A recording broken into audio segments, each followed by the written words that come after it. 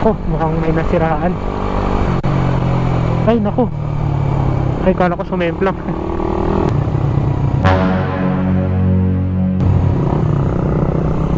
May ahas sa daan.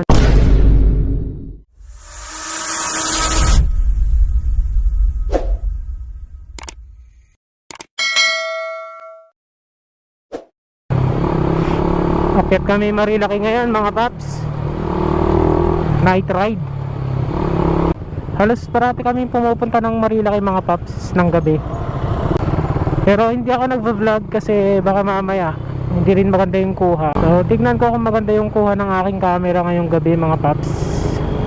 Kaya ngayon ko lang naisipan mag-vlog. Total wala rin naman ako gaanong na-upload dito sa aking YouTube channel. Kaya content ko na lang yung mga pinupuntahan namin kahit gabi.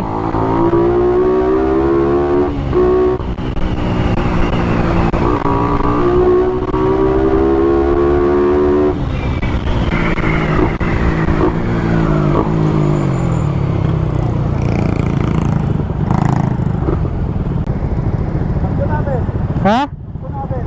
120.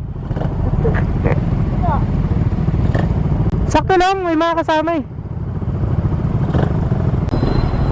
Ay, dalawa-dalawa camera mo? Dalawa-dalawa? Ha? Okay mga paps, akyat na kami ng Marilaki. Marikina na ata to, I'm not sure. Dito pa lang nararamdaman ko na ang malamig na simoy ng hangin mga paps.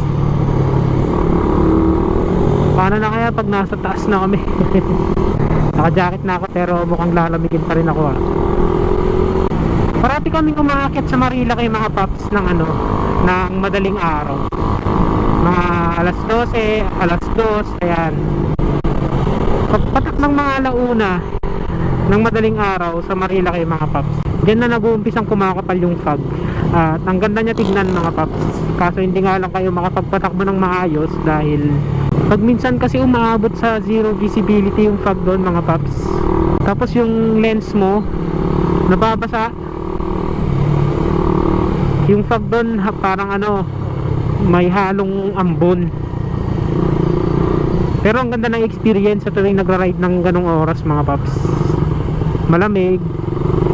Ang kaso kung gusto nyong kumain, kailangan aga-agahan nyo ng konti dahil hanggang alauna lang karamihan. Yung BNK, yung Yeis, hanggang alauna lang sila. Pero may mga 24 hours din naman, Martesem yun. Pero mas gusto namin pumupunta sa sa Yeis tsaka BNK. Sarap kasi ng pizza nila doon. Ngayon mga paps, alas 10 pa lang, kaya wala pa sigurong fog doon. Pero ngayon ramdam ko na kasi yung lamig. Bale, tignan natin yung itsura ng Marilaki sa gabi. Hindi ko alam kung babakbak ako, mag-chill ride lang kasi hindi ko alam kung nauna na ba or nasa likod pa yung mga kasama ko. Anyways, magkikita naman kami sa Boso-Boso dahil hindi ko alam kung susunod yung isa naming kasama. Basta sabi namin, hintayin namin siya sa Boso-Boso. Maganda rin mag-group ride mga paps pag marami kayo pag gabi. Pag minsan i-enjoy kasi natin yung buhay. Wag lang yung puro trabaho. Minsan gumastos ka din para ma-enjoy mo yung mga pinaghirapan mo sa buhay. At yun yung ginagawa ako mga paps. Kahit na short ride lang, at least na-enjoy naman. Na-enjoy kasama ang tropa, diba? Dati nagra-ride kami dito, dalawa lang kami. Nagna-night ride kami dito, dalawang motor lang. At least ngayon dumadami na mga paps. Nasa pakikisama kasi yan. Kahit anong klaseng motor pa yung hawak mo, basta maganda yung pakikisama mo, magandang samahan yun mga paps. Okay mga paps, pakyat na kami. Kakalagpas lang namin ng Boso-Boso. Hindi na nakasunod yung isa namin kasama. Shout out sa'yo Hermes. Hindi na raw siya makakasunod dahil maulan na raw sa Manila. A few moments later. Lamig ah. Sana hindi mag-moist tong aking camera para maganda ang kuha. Once na mag-moist to, wala na. Ayop pang tags ka. Nantitrip lang pala yung isa namin kasama. Kanina pa siguro naghihintay sa buso-buso yan mga paps. Sabi niya kasi hindi sasama pero dumiretso yun sa buso-buso. Kasi alam niyang mabagal na yung takbuhan namin dahil may mga kasama kaming naka Honda Beat, yung pinakamaliit na sisi sa amin. Ito, lamig na ng hangin mga paps.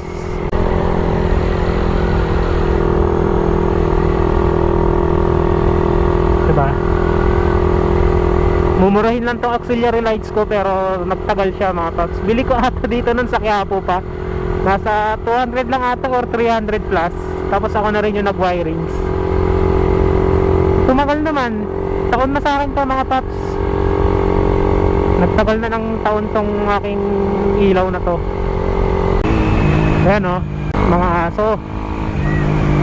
Kaya tamang takbuhan lang dito mga paps para iwas disgrasya. Diba? Ganito kadilim mga paps kapag wala kayong auxiliary lights. O kaya stock lang yung ilaw nyo. Kaya kagandahan talaga meron kayong auxiliary lights.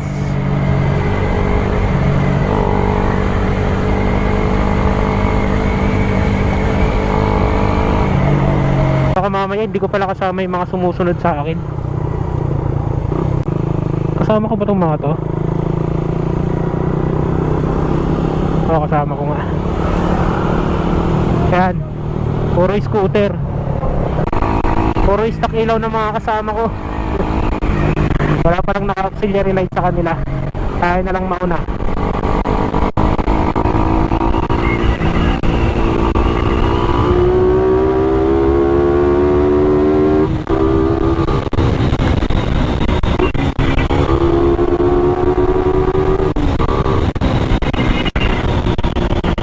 Kung ang habol nyo dito sa Marilaki mga paps, yung mga makita yung mga puno na yan, makita yung kalikasan, maganda bumiyahe dito pag umaga. Yan, para ma-appreciate nyo yung tanawin dito sa Marilaki. Dahil kapag gabi, wala talaga. Ganito lang yung makikita nyo. Kung ano yung naiilawan ng auxiliary lights nyo, yun lang yung makikita nyo mga paps. Pero throttle therapy na rin sa amin to mga paps. Dahil karamihan sa amin, gabi lang din talaga sila pwede mag-ride.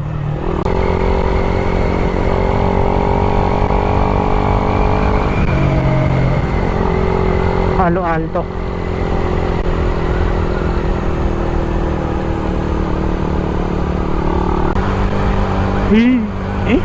Ito yung nakakatakot sa gabi mga paps. Kahit sa umaga natatakot ako dito bande. Pagka na lang tumingin sa side mirror mo pag nandito ka. So saan ka lang kasi yung mga kasama ko yung nagkukwento sila dito eh. Para daw walang hatak yung motor mo kapag nandito ka. Kaya katuwing dumadaan ako dito kahit umaga, pag mag-isa lang ako, talagang binabakbak ko. Eh lalo na pag gabi, napaka peaceful ng Marilaki pag gabi, no? Holiday ngayon mga paps. Ang daming umakyat dito kaninang umaga.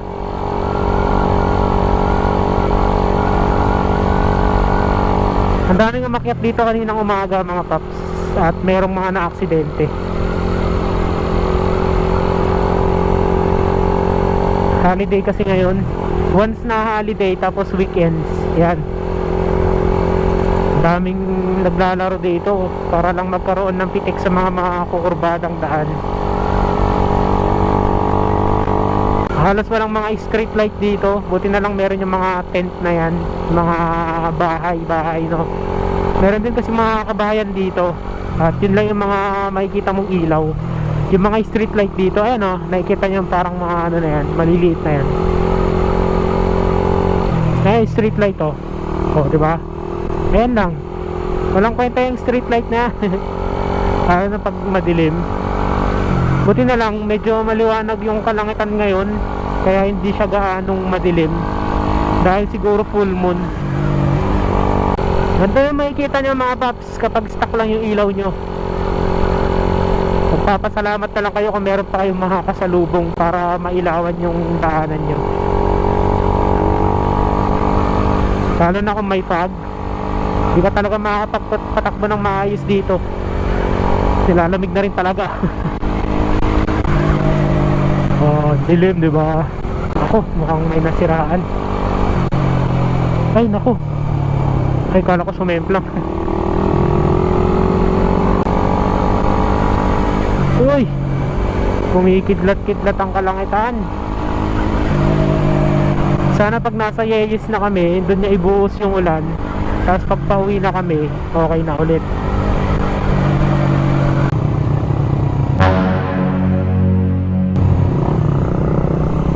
May ahas sa daan.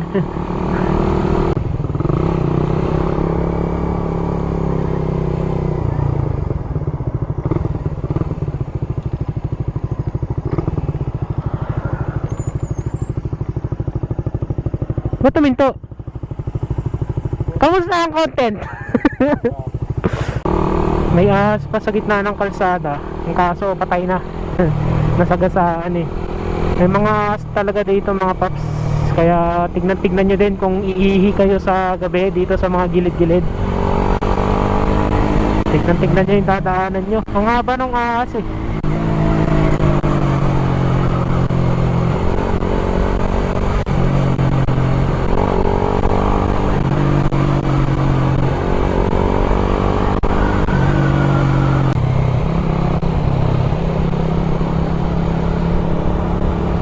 Wala kaya nag-overshoot doon? Feeling ko meron ha. Devil's Corner kasi yon mga paps. Kaya daw Devil's Corner kasi malademonyo daw yung likuan. At maraming sumisemplang doon. Mga taong nagpapasikat para magkaroon ng pitik. Ayun, sikat na nga talaga sila. Pag sumemplang ka doon, sikat ka na. Uy!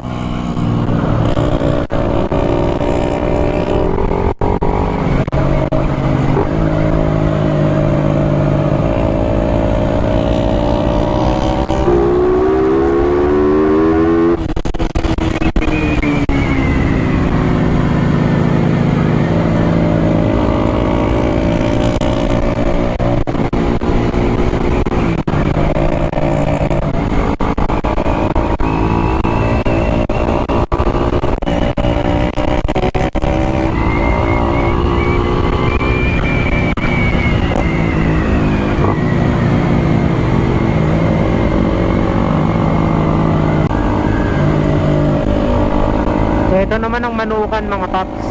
Yan. Tambayan dito ng mga rider.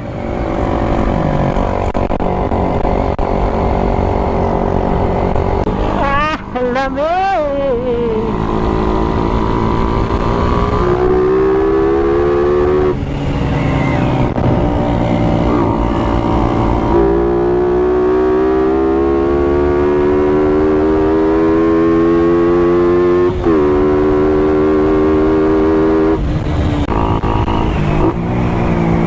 Uy, parang ano, parang may fog na dito mga paps. Parang nagkakaroon na ng fog dito.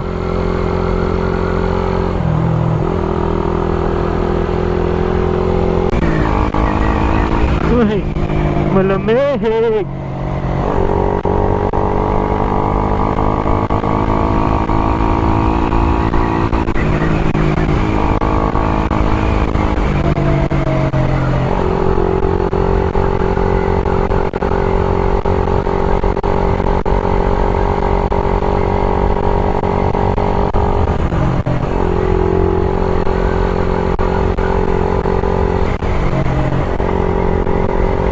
Mamaya pag uwi, try natin tignan kung merong fog. Wala pang fog ngayon eh. Pero yung simoy ng hangin mga paps, sobrang lamig. Parang may kukumpara ko na nga siya sa Baguio eh.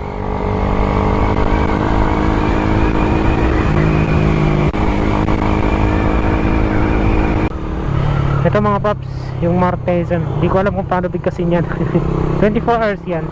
Kaya kung madaling araw na kayo pumunta dito, pwede kayong kumain dyan. Pero ang pupuntahan natin, yung favorite namin, yung Yeyes. Yeyes!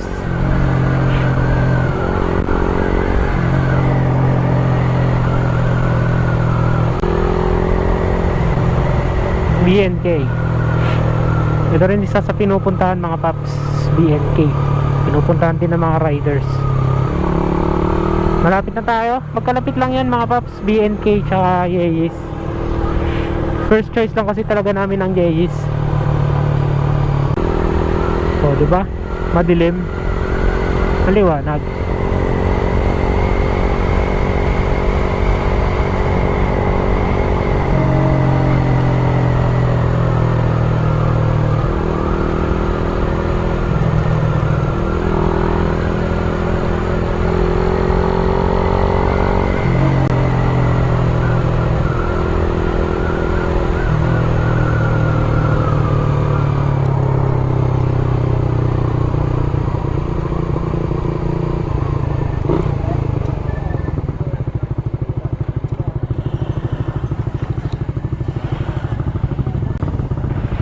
Sige pa dun.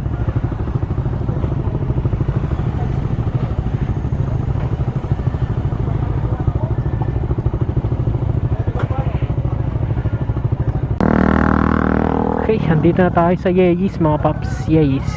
I know you told your friend you're not okay, and tell me what's wrong and why you never said you felt that way. And guess you're trying to stay strong and Naku po, ayan na mga paps. Uulan na.